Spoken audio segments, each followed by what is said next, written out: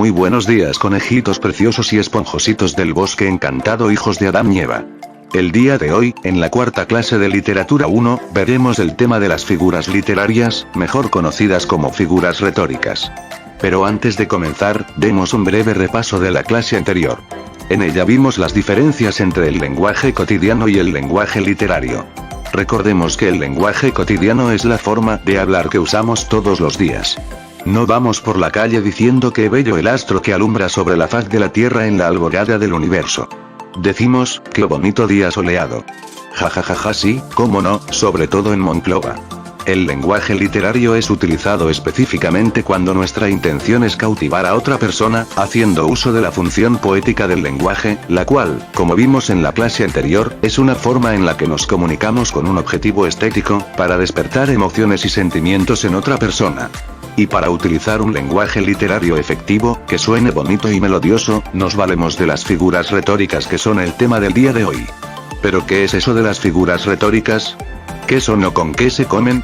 Pues las figuras literarias, mejor conocidas como figuras retóricas, son formas no convencionales de usar las palabras, para dotarlas de expresividad, vivacidad o belleza, con el objetivo de sorprender, emocionar o persuadir al lector o la persona con la que hablamos. Las figuras retóricas son típicas del lenguaje literario y de sus distintos géneros, como la poesía, la narrativa, el teatro, etc. En los cuales, el lenguaje es un fin en sí mismo. Esto quiere decir que no solo usamos el lenguaje para comunicar un mensaje, sino para darle belleza y profundidad, con la intención de causar alguna emoción en la persona que nos lee o escucha. No obstante, las figuras retóricas no son exclusivas de la literatura, sino que también las empleamos en nuestro lenguaje coloquial y cotidiano sin darnos cuenta. Algunas figuras ya las tenemos asimiladas en nuestra forma de hablar sin saberlo. Más adelante veremos algunos ejemplos de esto. ¿Cuántos tipos de figuras literarias existen? Las podemos dividir en 4 grandes categorías, que engloban una gran cantidad de figuras diferentes. Estas 4 categorías principales son: figuras de dicción, tropos, figuras intencionales, también conocidas como oblicuas, y figuras de pensamiento. El día de hoy veremos la primera categoría. Las figuras de dicción son distintas maneras en que podemos alterar una oración para darle más gracia, belleza y musicalidad al momento de leerlas y hablarlas. Suelen añadir, suprimir, repetir, alterar o combinar el orden normal y lógico de las palabras de una oración. ¿Cuántas figuras de dicción hay? La verdad es que existen muchísimas, pero en esta clase solo veremos las 9 figuras de dicción más comunes y utilizadas, que son: elipsis, asíndeton, polisíndeton, anáfora, aliteración, onomatopeya, hiperbatón, pleonasmo y perífrasis. ¿Qué? ¿Pero qué ha dicho? ¿Qué me habrá querido decir? Lo sé. Tienen nombres muy raros, pero ahora veremos algunos ejemplos de cada una para que vean que no son tan raras y que algunas ya las conocemos y hasta las hemos utilizado alguna vez. Comencemos por la elipsis. Esta es una figura muy común y la utilizamos casi todo el tiempo. La elipsis es una figura retórica que consiste en la supresión de ciertas palabras con el objetivo de construir oraciones más cortas. Por ejemplo, yo almuerzo a las 12, él a la 1. O sea, él almuerza a la 1, pero no es necesario repetir el verbo almorzar porque ya lo hemos dicho antes y se entiende por el contexto a lo que nos referimos. Si antes no hubiéramos dicho que yo almuerzo a las 12, entonces no sabríamos qué cosa hace él a la 1. Veamos más ejemplos. Su esfuerzo siempre es reconocido, el mío nadie lo nota. Es decir, nadie nota mi esfuerzo. ¿En qué año naciste? En 2004. Aquí omitimos decir yo nací en, porque se sobreentiende que hablamos de nosotros mismos, porque nos han hecho una pregunta sobre nosotros. Pepito se la pasa llevando chismes de aquí para allá. No lo soporto. ¿A quién no soporta? Pues a Pepito. Vemos cómo el contexto del proceso comunicativo nos da la información que necesitamos para comprender de quién habla. Valoro mucho tu opinión.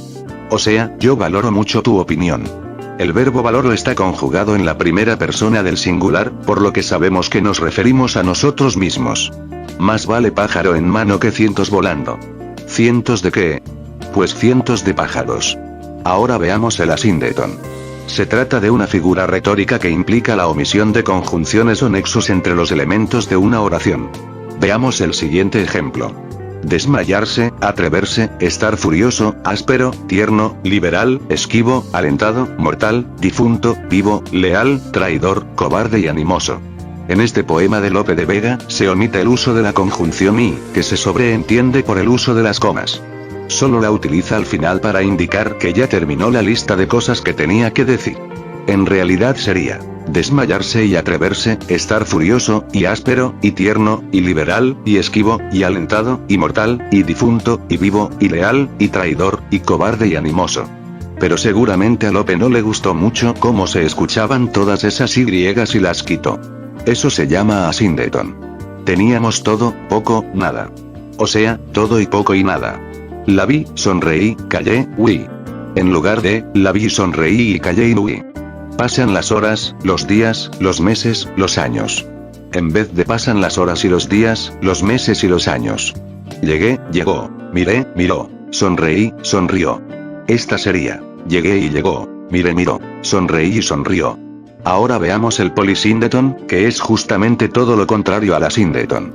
Si en aquel quitábamos letras o palabras, en el polisíndeton añadimos más letras o palabras innecesarias para brindarle otro toque musical a la oración para reforzar su expresividad. Veamos el siguiente ejemplo. Las rosas y las camelias, y las margaritas y los claveles, y las hortensias, y todas ellas decoraban el bello jardín. Esa repetición innecesaria de Y son el polisíndeton. Si no tuvieran esta figura, se leería como: las rosas, las camelias, las margaritas, los claveles, las hortensias. Todas ellas decoraban el bello jardín. ¿Cómo crees que suena mejor este poema? Personalmente creo que así, con asíndeton, es decir, sin todas esas Y. Veamos otros ejemplos. La noche, gris y fría, y sombría y pesada, y enfadada y triste y solitaria. La suave y dulce brisa de verano, aunque tibia, aunque distante, aunque con pesadez, se movían los días. Y las noches y las mañanas, y luego las tardes y luego las noches nuevamente. En este poema, no solo se repiten las Y, sino también otras palabras como aunque y luego. Ahora veamos la anáfora. Es una figura retórica que consiste en la repetición de palabras al comienzo de frases o versos, generalmente unos detrás de otros. No la confundamos con el polisíndeton, pues en aquella, la letra o palabra se repite en cualquier parte del texto, mientras que en la anáfora se repiten las palabras solo o al comienzo de la oración, como en los siguientes ejemplos. Este poema de Gabriela Mistral, que dice: hay besos silenciosos, besos nobles. Hay besos enigmáticos, sinceros. Hay besos que se dan solo las almas. Hay besos por prohibidos, verdaderos. ¿Notas la repetición de las palabras? Estas hacen énfasis en el tema del poema y del mensaje que intenta transmitir. Veamos otro ejemplo. Hay quien precisa una canción de amor. Hay quien precisa un canto de amistad. Hay quien precisa remontarse al sol para cantar la mayor libertad. Veamos una figura más divertida: la aliteración. Esta consiste en la repetición de sonidos.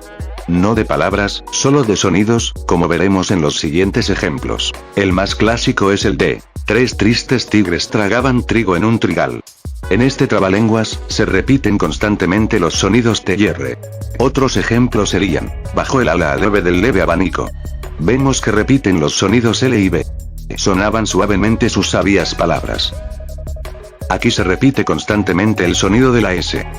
Después tenemos la onomatopeya, que es una figura que consiste en utilizar palabras cuya pronunciación imita los sonidos de la naturaleza, como el ladrido de los perros o el maullido de los gatos. Por ejemplo, el kikiriki del gallo me despertó. Croa, croa, cantaba la rana, estaba todo en silencio, solo se oía el tic-tac del reloj. Llama a la puerta. Toc, toc. No contesta nadie. El niño pisaba el charco y chas, chas, el agua salpicaba sus pies. Los pollitos cantan pío, pío, pío, cuando tienen hambre. ¿Lo ves?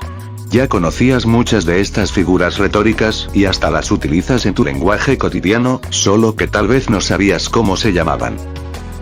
El hiperbatón es un caso menos común. Esta figura retórica se utiliza para alterar el orden lógico de las palabras de una oración. Como por ejemplo un famoso poema de Becker, que dice: volverán las oscuras golondrinas en tu balcón sus nidos a colgar.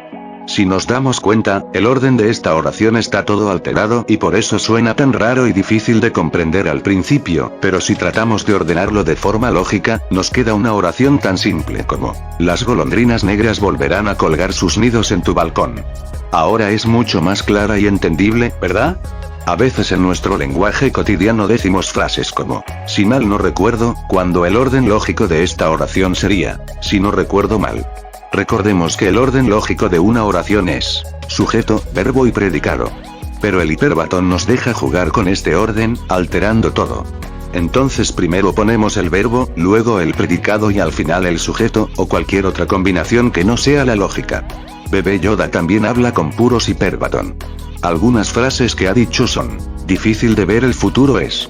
Lo lógico sería decir: es difícil de ver el futuro.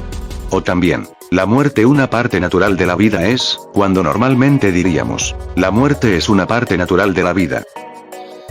El pleonasmo es una figura que solemos utilizar mucho.